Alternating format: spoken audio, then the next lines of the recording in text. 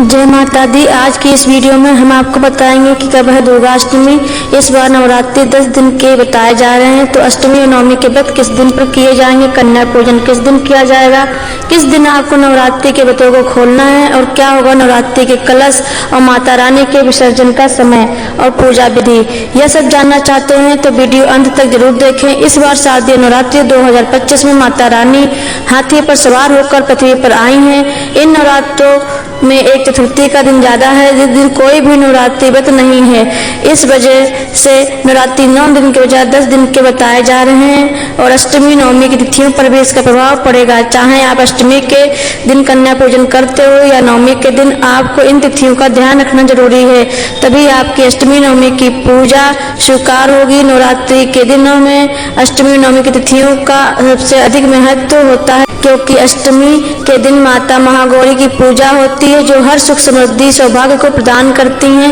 वहीं नवमी के दिन माता सिद्धिदात्री की पूजा होती है, जो साक्षात भगवान शिव और देवताओं तक को भी हर तरह की रिद्धि सिद्धि को प्रदान करती हैं। इस बार शारदीय नवरात्रि 2025 में अष्टमी तिथि का प्रारंभ 29 सितंबर 2025 सोमवार को शाम 4:32 से होगा और यह अष्टमी की तिथि समाप्त होगी 30 सितंबर 2025 मंगलवार को शाम 6:06 तक।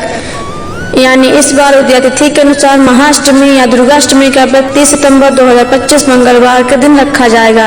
यानी जो लोग अष्टमी मनाते हैं वे 30 सितंबर को अष्टमी पर कन्या पूजन करेंगे। इस बार 30 सितंबर को अष्टमी पर कन्या पूजन करने के 3 सबसे शुभ मुहूर्त रहेंगे। पहला शुभ मुहूर्त होगा सुबह 5:01 से सुबह 6:13 के बीच। दूसरा शुभ मुहूर्त होगा अभिजित मुहूर्त, जो सुबह 10:41 से दोपहर 12:11 तक रहेगा।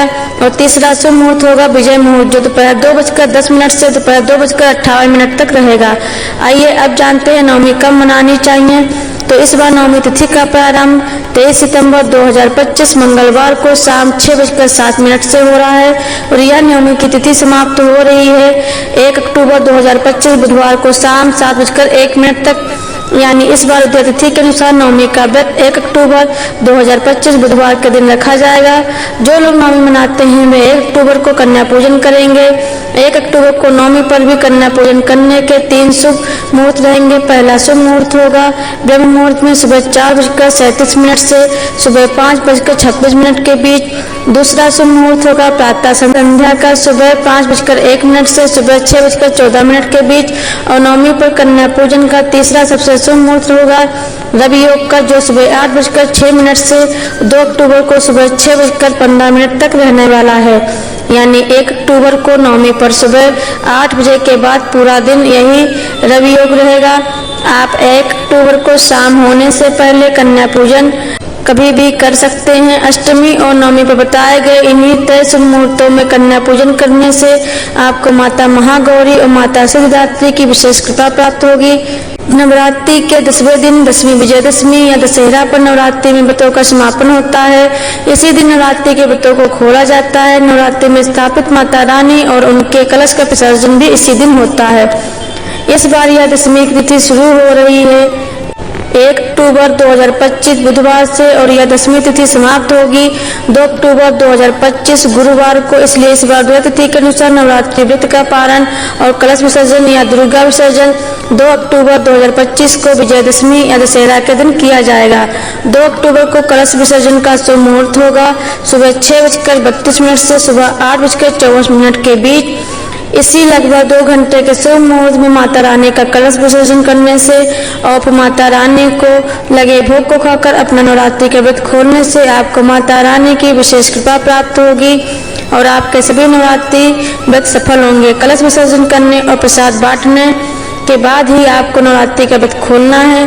कन्या पूजन करते समय ध्यान रखें कि कन्याओं के पैर धोने के लिए थाली, साफ जल, साफ कपड़ा और तौलिया, महावर, आलता, सिंदूर, अक्षत, बैठने का आसन और कन्याओं को अपने सामर्थ्य के अनुसार कुछ न कुछ भेंट अवश्य दें।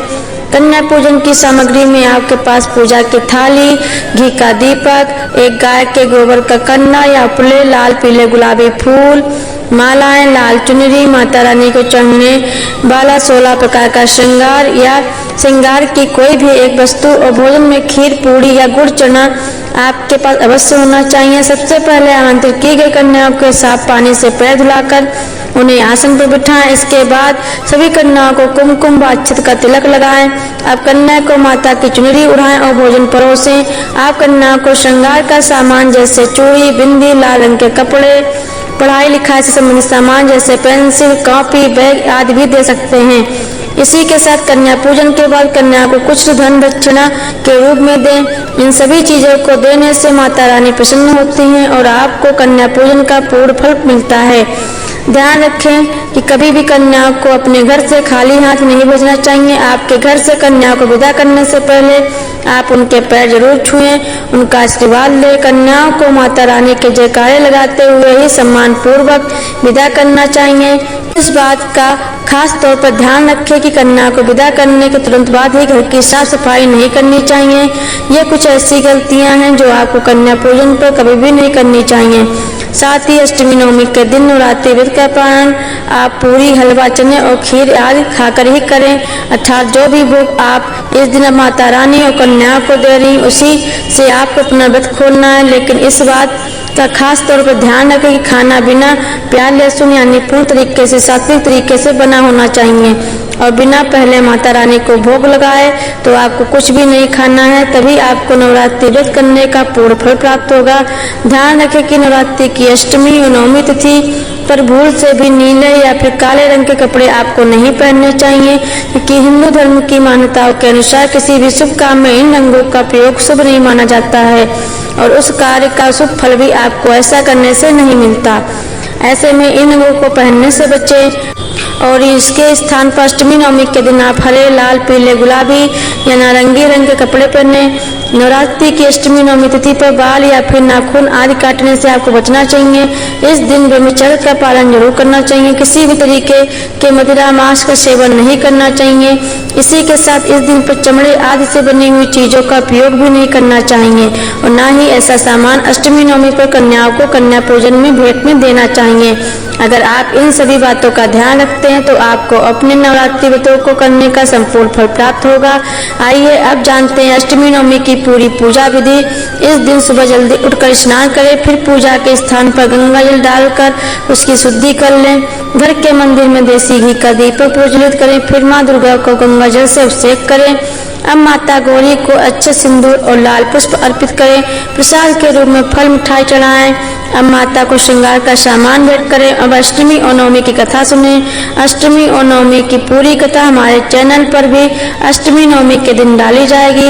आप उसे अवश्य सुनें, क्योंकि कथा किए बिना अष्टमी नवमी की पूजा अधूरी होती है। इसके बाद धूप और दीपक जलाकर दुर्गा चालीसा का पाठ करें और फिर माता रानी की आरती करें। पूरे दिन व्रत करने का संकल्प लें। इस दिन माता रानी को अपने घर आकर्षित करने के लिए हवन करें और 9 या 11 कन्याओं का पूजन करके उन्हें भोग लगाएं, दक्षिणा और उपहार दें। फिर अगले दिन दशमी तिथि में माता रानी को भोग लगाकर अपना व्रत खोलें। ऐसी ही और जरूरी जानकारियों और व्रत कथाओं को सुनने के लिए हमारे चैनल को सब्सक्राइब जरूर करें। धन्यवाद।